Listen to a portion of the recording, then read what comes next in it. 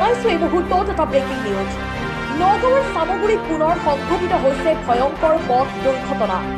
চামগুৰিৰ ডাউনটাউনৰ সমীপত ৰত্নগিৰি নামৰ বাছে এখন স্কুটিক খুন্দা মৰাৰ ফলত গুৰুতৰভাৱে আঘাতপ্ৰাপ্ত হৈছে এজন লোক। দুৰ্ঘটনাত গুৰুতৰভাৱে আঘাতপ্ৰাপ্ত হোৱা ব্যক্তিজনক স্থানীয় ৰাইজে ততাতৈয়াকৈ প্ৰেৰণ কৰিছে নগাঁও মেডিকেল কলেজ হস্পিটেললৈ। দুৰ্ঘটনাত পতিত হোৱা স্কুটি আৰোহীজন চামগুৰিৰ গেন্ধালীৰ বকুল বড়ো। দুৰ্ঘটনাস্থলীত চামগুৰি আৰক্ষী উপস্থিত হৈ দুৰ্ঘটনাত পতিত হোৱা বাহন দুখন উদ্ধাৰ কৰি আৰক্ষী থানালৈ লৈ গৈছে। দুৰ্ঘটনা সংঘটিত কৰা বাছখনৰ নাম্বাৰ হৈছে AR11E0109 আৰু স্কুটিখনৰ নাম্বাৰ হৈছে AS02AB5642। নগাঁৱৰ পৰা বিভূতি বৰাৰ ৰিপৰ্ট, বটদ্ৰা লাইভ। পৰি আছে তলত মানুহজন জীয়াই আছে উঠক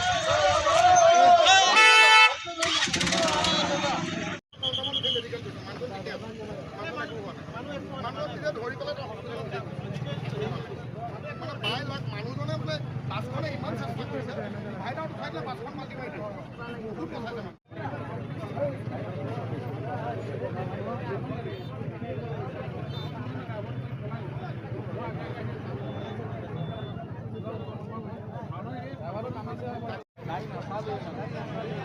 গাড়ী সাইডতে হেৰি আছে ই ৰং সাইডে ৰাস্তাটো এৰি পাঁচ এইটো মানে ক্ৰসিং কৰিব বিচাৰিছে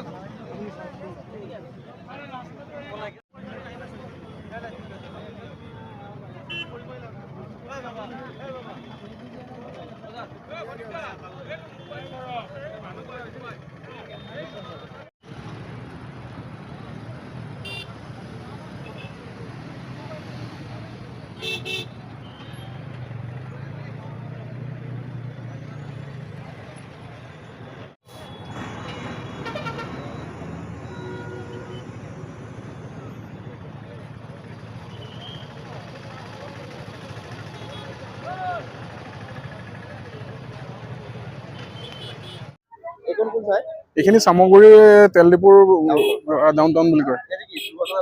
ইয়াতে দুৰ্ঘটনা এটা হৈছে। অৰুণাচল ষ্টেচনৰ এখন বাছ মানে ছুপাৰ এখন আহি আছিলে নগাঁও অভিমুখী বা লগতে আমি দেখাই পাইছো গুৱাহাটী অভিমুখী, কিন্তু গেন্ধালীৰ এজন কিবা বাছ উপাধি তেখেত ইয়াতে যিখন ছুপাৰৰ তলত স্কুটি লৈ অহাৰ ফলত দুৰ্ঘটনাত পতিত হৈছে। কিন্তু তেখেতৰ মৃত্যু হোৱা নাই। তেখেতক তৎকালীনভাৱে স্থানীয় লোকসকলে উদ্ধাৰ কৰি পেলাই চামগুৰি আমাৰ যিখন হস্পিটেল আছে তালৈ লৈ যোৱাৰ ব্যৱস্থা কৰিছে। গুৰুতৰভাৱে আঘাতপ্ৰাপ্ত।